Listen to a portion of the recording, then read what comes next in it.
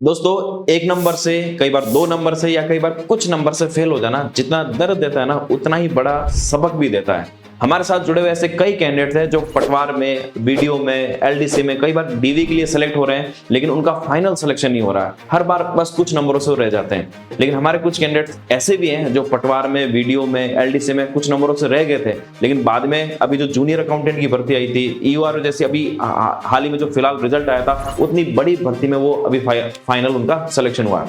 आप सोचिए, सिर्फ एक या दो नंबर से किसी एग्जाम में रह जाना, पूरे साल की मेहनत, आपके नींद, आपके सपने सब उस एक नंबर में फंस जाते हैं। बहुत निराशा मिलती है। हमें भी कई बार बहुत दुख होता है कि यार कितना मेहनती कैंडिडेट है, डिजर्विंग कैंडिडेट है, लेकिन हर बार सिर्फ कुछ नंबरों से रह जाते हैं। पर कई बार कोई स्टूडेंट इसे अपनी किस्मत मानकर बैठ जाते हैं और कोई कैंडिडेट उसी एक नंबर को अपना मोटिवेशन बना लेते हैं। दोस्तों, फर्क बस इस सोच का ही है। आपको एक एग्जांपल देता हूं। हमारा एक कैंडिडेट था जो पटवारी, वीडियो, एलडीसी इनमें लगातार डीवी के लिए सेलेक्ट हो रहा था, लेकिन फाइनल सिलेक्शन नहीं हो रहा था। बहुत निराशा भी हुई और जब मेरी उससे कॉल पर बात हुई तो वो बोल रहे थे कि सर क्या करूं, अब छोड़ दूं, शायद मेरी किस्मत में नहीं है, लगातार डीवी जा रहा हूं लेकिन फाइनल सिलेक्शन नहीं हो रहा, एज भी हो रही है, घर वालों का प्रेशर भी है और अब तो लोग भी ताने देने लग गए, समझ में नहीं आ रहा कि क्या करूं। मैंने उससे यही कहा कि इस बार तो ये जो जूनियर अकाउंटेंट का एग्जाम है, इसे अपना लास्ट एग्जाम मानकर एक बार और तैयारी कर लो। आपकी तैयारी पूरी हो रखी है, बस एक बार और लास्ट एक पॉजिटिव माइंडसेट के साथ ये एग्जाम दो।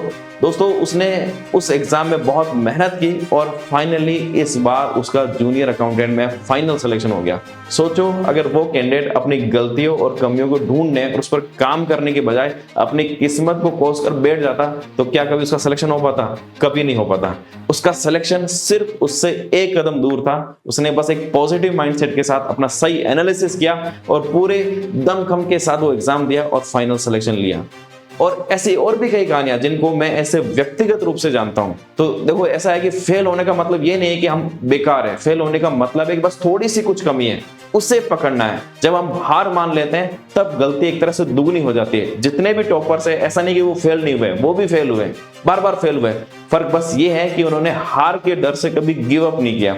सिर्फ एक दो नंबर से पीछे रह जाना ये बताता है कि आप लगभग किनारे पर पहुंच चुके हैं। बस एक इंटेंस एफर्ट और लगाना है और फिर फाइनल सिलेक्शन आपको जरूर हो जाएगा। अब आपको ये देखना है कि कौन सा सब्जेक्ट, कौन सा टॉपिक, किस तरह के सवाल है जो थोड़े से आपकी कमजोर रह रहे हैं। हर बार उनकी वजह से आप पीछे रह रहे हो। अगर आपने अपनी कमजोर नस पकड़ ली तो समझो फिर गेम आपके हाथ में है। बिना वीकनेस स्पोर्ट किए, बिना अपनी कमजोरी ढूंढे बस पढ़ते जाना, इस तरह से सिलेक्शन नहीं होता है। ये एक तरह से बिना नक्शे के रास्ते ढूंढने जैसा है। कई कैंडिडेट्स मॉक टेस्ट को सीरियस नहीं लेते हैं। मॉक टेस्ट आपको फेल कराने या डीमोटिवेट करने के लिए नहीं होता है, सिखाने के लिए होता है। टेस्ट देने से पहले उसे टेस्ट की तरह नहीं, एक ट्रेनिंग की तरह देखो। हर टेस्ट के बाद अपनी गलतियों को नोट करो, क्यों गलत हुआ, कहां पर स्लिप हुआ, कहां मेरी मिस्टेक हुई। 5 टेस्ट भी अगर आप अच्छे से एनालाइज कर लो ना, तो वो 50 घंटों की पढ़ाई से ज्यादा असर देते हैं। टॉपर बनने के लिए आपको कंसिस्टेंसी और पॉजिटिव माइंडसेट के साथ आगे बढ़ना होता है। एक बार फेल हो गए तो क्या हुआ, अगली बार भी अगर आप वही गलती करोगे तो देखो, आपको कंसिस्टेंसी का मतलब होता है कि रोज एक एक कमी को खत्म करते जाना है। और पॉजिटिव माइंडसेट का मतलब होता है कि खुद को कोसना बंद करना है, अपनी गलतियों का ईमानदारी से एनालिसिस करना है और कमजोर टॉपिक को अपने को टारगेट करना है। फिर देखना, फिर आपकी जीत पक्की है। दोस्तों देखो, हारना गलत नहीं है, हार कर रुक जाना गलत है।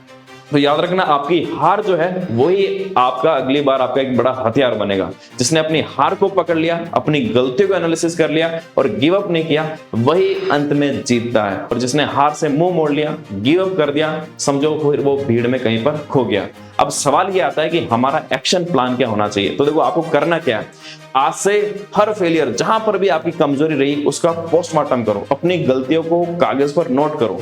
हर मॉक टेस्ट को एक तरह से जैसे डायग्नोस्टिक रिपोर्ट आती है, अपनी डायग्नोस्टिक में सारी चीजें पता चलती है कि कहां पर अपनी जो है शरीर में कमियां हैं, कहां बीमारी है। उस डायग्नोस्टिक रिपोर्ट की तरह मानकर अपनी कंसिस्टेंसी पर डटे रहो, उस पर काम करते रहो और खुद से वादा करो कि मैं रुकने वाला नहीं हूं, मैं रुकूंगा नहीं। टॉपर बनने के लिए जीतने से ज्यादा जरूरी है कि हार के बाद भी आपको दोबारा खड़ा होना। एक फेलियर से अपने को तोड़ना नहीं है अंदर से। अगर आप खुद को जोड़ना जानते हैं तो फिर आपको फेलियर आपको तोड़ नहीं सकता। अगली बार वही फेलियर हमारा सबसे बड़ा हथियार बन जाएगा। बस खुद पर भरोसा रखना है। तो अगर आपको इस वीडियो से थोड़ा सा भी हौसला मिला है तो लाइक जरूर कर लेना और नीचे कमेंट में लिखना कि आपकी सबसे बड़ी कमजोरी क्या है और आपको वादा करना है कि उसे अब अपनी कमजोरी नहीं रहने देना है। और अगर आपको वीडियो पसंद आ रहा है तो चैनल को सब्सक्राइब भी जरूर करने लगा, क्योंकि मैं इस तरह के अब रेगुलर मोटिवेशनल वीडियो लेकर आने वाला हूं। आप में से बहुत सारे साथियों के कमेंट आते हैं कि सर आपके वीडियो जो मोटिवेशनल वीडियो हमारे लिए संजीवनी की तरह काम करते हैं, तो रेगुलर आपको इस तरह के वीडियोस भी यहाँ पर मिलते रहे। तो मिलते हैं वापस नेक्स्ट वीडियो में। Thank you.